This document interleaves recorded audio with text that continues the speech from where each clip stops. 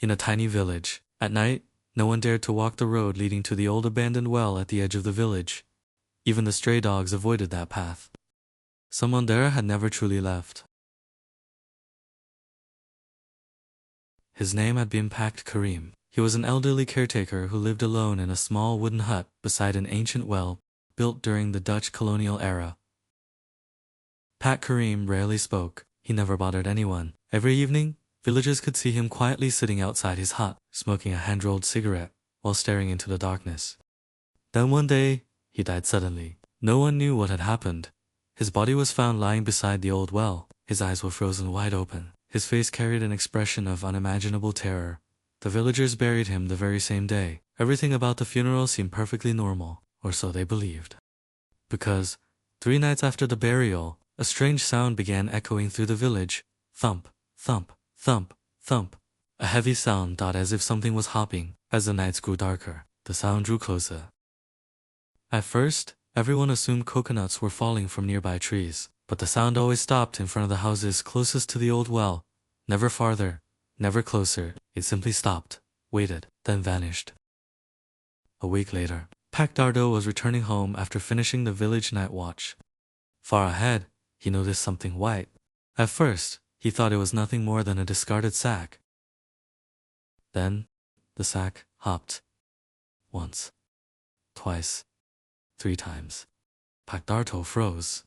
The figure slowly turned toward him. Its face was unnaturally pale. Its eyes were completely black. Its mouth remained hidden beneath an aged burial shroud. Its hands were tightly bound. Its neck leaned slightly to one side. Pacdardo screamed and ran as fast as he could. When he finally reached home, he collapsed with a fever that lasted 7 days. When he regained consciousness, he whispered only one sentence. It wasn't human. After that night, more villagers reported seeing the same figure. It never walked. It only hopped. It never chased anyone. It simply watched, as though it were patiently waiting for something. One evening, a young mechanic named Raka returned home from the city. Having never heard the village's terrifying stories, he chose the shortcut that passed the old well. Even the crickets had fallen silent. The only sound was his footsteps.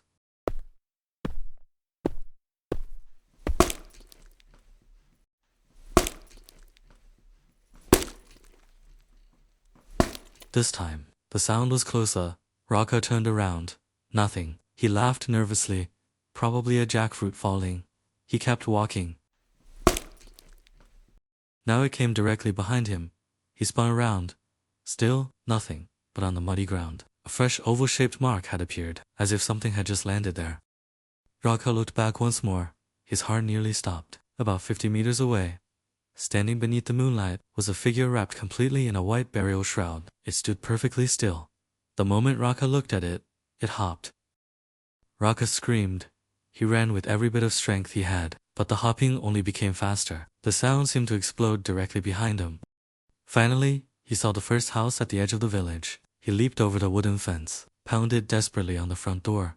Help, please, open the door. The door swung open. An elderly grandmother holding an old oil lamp stood before him. Without saying a word, she grabbed his arm and pulled him inside. The door slammed shut. Don't look outside. Raka struggled to catch his breath. Why? She didn't answer. Instead, she pointed toward the window. Something slowly rose into view from beneath the window.